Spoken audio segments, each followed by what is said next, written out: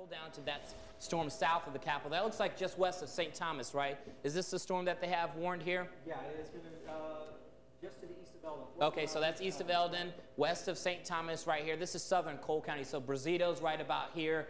And then you can see we've got the winds on here. That's what we call the velocity. There's that possible circulation. It's right on 54 between Eldon and Brazito. So if you know someone who may be driving in this area, you need to let them know they need to get off the road right now. That is a possible tornadic circulation. No confirmed tornado on the ground, but that's the brand new tornado warning that it will move through, skirt through parts of Cole, Osage, and Callaway County. So eventually this is going to track off to the north and east. That's what we're worried about here. Here's Jefferson City. This is that 54 corridor. And again, this is St. Thomas. Out here's the Taos area. Let's see if we can get a storm track on that, Zach, so we can see when that possible circulation could be sliding off to the north and east. And again, this is just west of the St. Thomas area. If you're in St. Thomas, you need to take cover right now. Get to your storm shelter, your tornado shelter. And then here are the towns. If you are in Osage Bluff, Honey Creek, and into the Wardsville area, you need to take shelter now. Same with Taos, I mentioned you just a moment ago.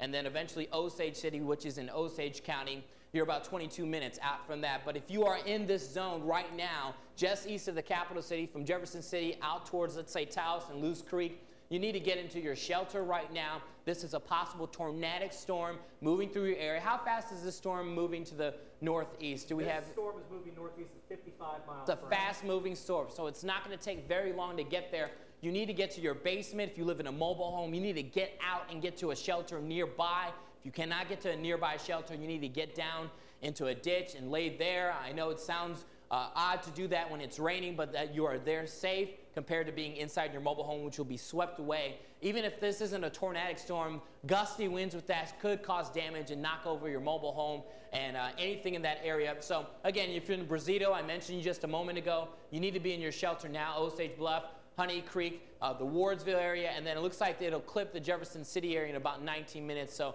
we've got two storms near Jefferson City that could be producing tornadoes, one to the south, one to the north.